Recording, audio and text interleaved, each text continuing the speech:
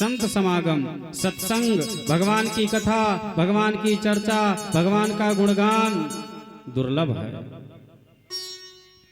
क्योंकि प्रायः हम लोग संसार में रह करके संसारी ही बने हुए हैं। हमारे मन में, चित्त में, वृत्ति में, बुद्धि में संसार ही संसार नाचता रहता है।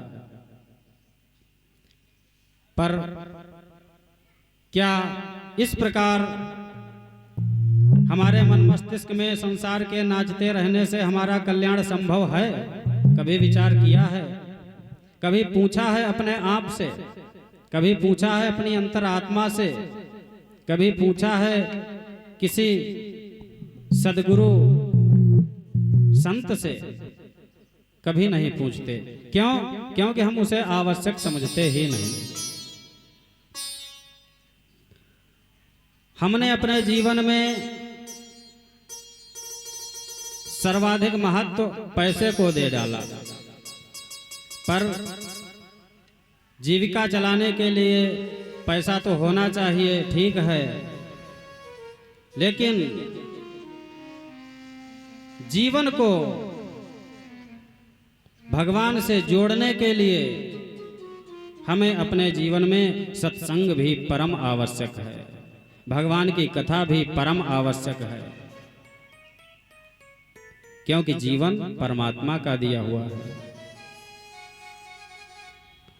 परमात्मा के द्वारा मिला जीवन यदि हम ठीक से नहीं जी पा रहे हैं, भगवान के श्री चरणों में मति की रति नहीं है, तो यह हमारा दुर्भाग्य है।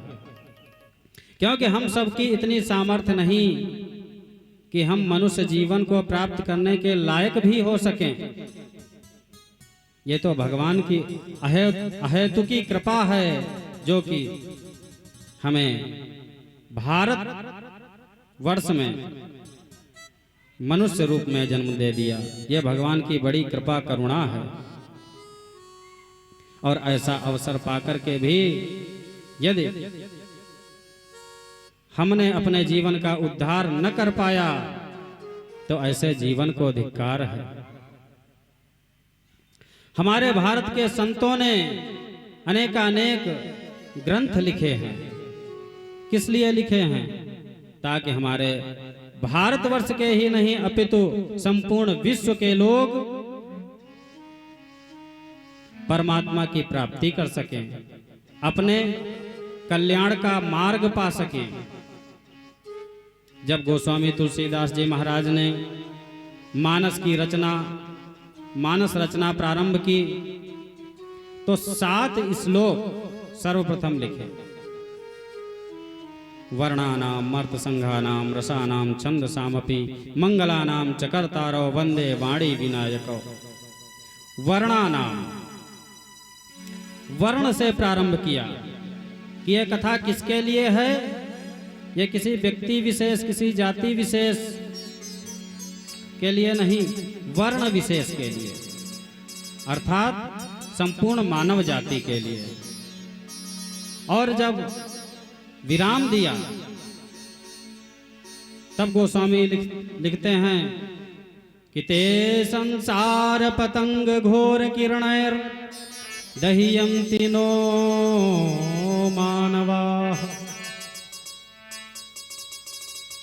सबसे अंत में भी मानव शब्द का प्रयोग किया, मानवाः, क्योंकि यह संपूर्ण मानव जाति के लिए है।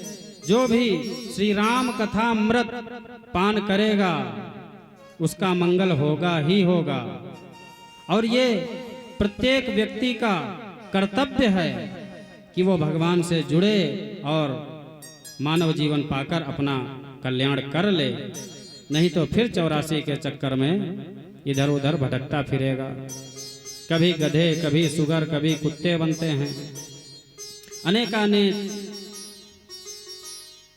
योनियों में जाकर के जीव दुख पाता है। परम पूज्य श्री गोस्वामी तुलसीदास जी महाराज कहते हैं कि तिन्हते खर सूकर स्वान भले, तिन्हते खर सूकर स्वान भले, जड़ता बसते न कहीं कछुवे, तुलसी जिन राम सुनेह नहीं, ते नर जड़ पूछ विषान न दोय।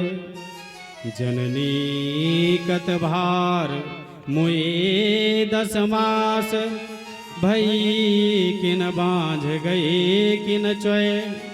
जरि जाऊ सो जीवन जान की नाथ, जिए जग में तुम्हरो बिनु है।